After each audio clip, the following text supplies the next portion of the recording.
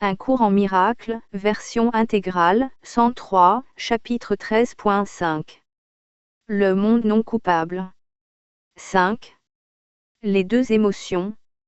J'ai dit que tu n'avais que deux émotions, l'amour et la peur. L'une est inchangeable mais continuellement échangée, étant offerte par les éternels aux éternels. Dans cet échange elle s'étend, car elle augmente en étant donnée. L'autre prend de nombreuses formes, car le contenu des illusions individuelles diffère grandement. Or elles ont une chose en commun, elles sont toutes insens. Elles sont faites de vues qui ne se voient pas et de sons qui ne s'entendent pas. Elles composent un monde privé qui ne peut être partagé, car elles ne sont signifiantes que pour leur faiseur, donc elles n'ont aucune signification. Dans ce monde leur faiseur se meut seul, car lui seul les perçoit. Chacun peuple son monde de figures tirées de son passé individuel, et c'est pour cela que les mondes privés diffèrent. Or les figures qu'il voit n'ont jamais été réelles, car elles sont faites uniquement de ses réactions envers ses frères et n'incluent pas leurs réactions envers lui. Par conséquent, il ne voit pas que c'est lui qui les a faites et qu'elles ne sont pas entières. Car ces figures n'ont pas de témoin, étant perçues dans un seul esprit séparé. C'est par l'entremise de ces étranges figures d'ombre que les insans sont en relation avec leur monde insane. Car ils ne voient que ceux qui leur rappellent ces images et c'est avec eux qu'il entre en relation.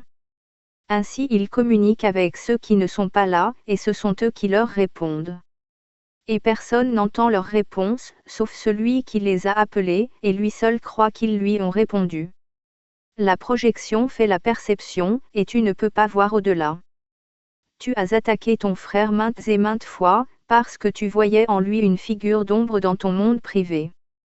C'est ainsi que tu dois d'abord t'attaquer toi-même, car ce que tu attaques n'est pas en autrui.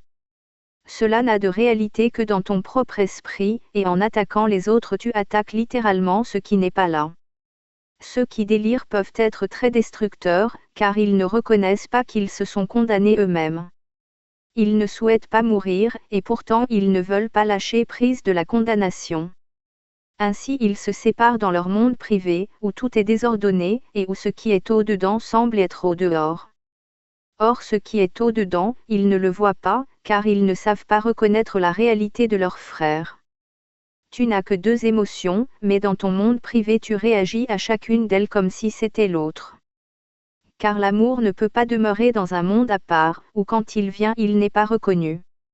Si tu vois ta propre haine comme étant ton frère, tu ne le vois pas.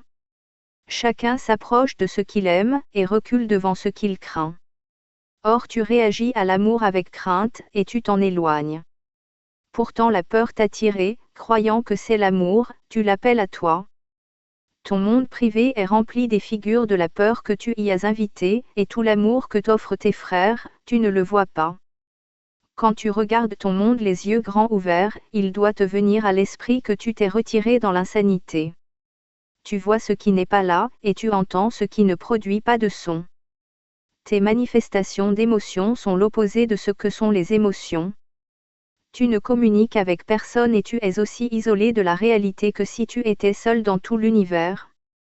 Dans ta folie tu passes complètement sur la réalité, et tu ne vois que ton propre esprit divisé partout où tu regardes. Dieu t'appelle et tu n'entends pas, car tu te préoccupes de ta propre voix. Et la vision du Christ est hors de ta vue, car tu ne regardes que toi. Petit enfant, voudrais-tu offrir cela à ton Père?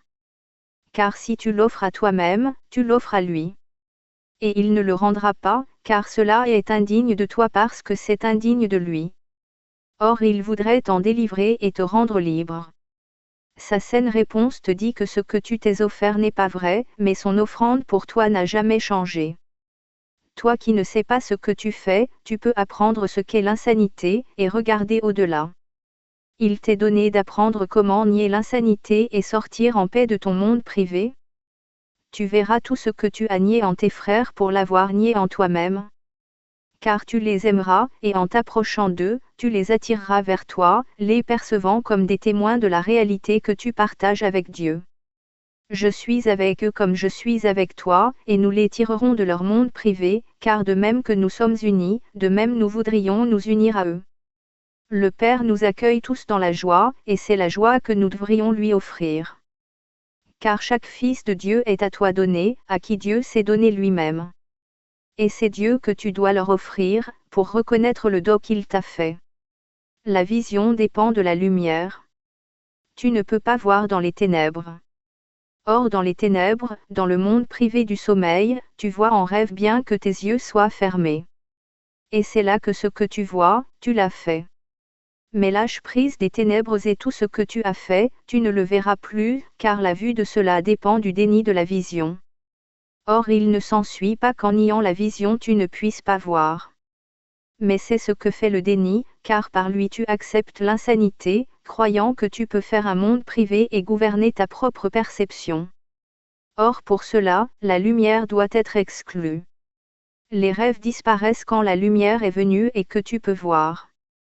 Ne cherche pas la vision par tes yeux, car tu as fait ta façon de voir afin de voir dans les ténèbres, et en cela tu es trompé. Au-delà de ces ténèbres, et pourtant toujours en toi, se trouve la vision du Christ, qui regarde tout dans la lumière. Ta vision vient de la peur, comme la sienne de l'amour. Et il voit pour toi, étant ton témoin du monde réel. Il est la manifestation du Saint-Esprit, contemplant toujours le monde réel, appelant ses témoins et les attirant vers toi. Il aime ce qu'il voit en toi, et il voudrait l'étendre. Et il ne retournera pas au Père avant d'avoir étendu ta perception jusqu'à lui. Et là, de perception, il n'y en a plus, car il t'a retourné au Père avec lui. Tu n'as que deux émotions, or tu as fait l'une et l'autre t'a été donnée. Chacune est une façon de voir, et des mondes différents surgissent de ces vues différentes. Vois par la vision qui t'est donnée, car par la vision du Christ il se contemple lui-même. Et voyant ce qu'il est, il connaît son Père. Par-delà tes rêves les plus noirs, il voit en toi le Fils non coupable de Dieu, resplendissant dans un parfait rayonnement que tes rêves ne pâlissent pas. Et cela tu le verras en regardant avec lui, car sa vision est le don d'amour qu'il te fait, à lui donner par le Père pour toi. Le Saint-Esprit est la lumière dans laquelle le Christ se tient révélé. Tous ceux qui voudraient le contempler peuvent le voir, car ils ont demandé la lumière. Et ce n'est pas non plus lui seul qu'ils verront, car il n'est pas plus seul qu'ils ne le sont. Parce qu'ils ont vu le Fils, ils se sont élevés en lui jusqu'au Père. Et tout cela ils le comprendront, parce qu'ils ont regardé au-dedans et ont vu au-delà des ténèbres le Christ en eux, et l'ont reconnu. Dans sa saine vision ils se sont regardés eux-mêmes avec amour, et ils se sont vus tels que le Saint-Esprit les voit. Et avec cette vision de la vérité en eux est venue toute la beauté du monde pour luire sur eux.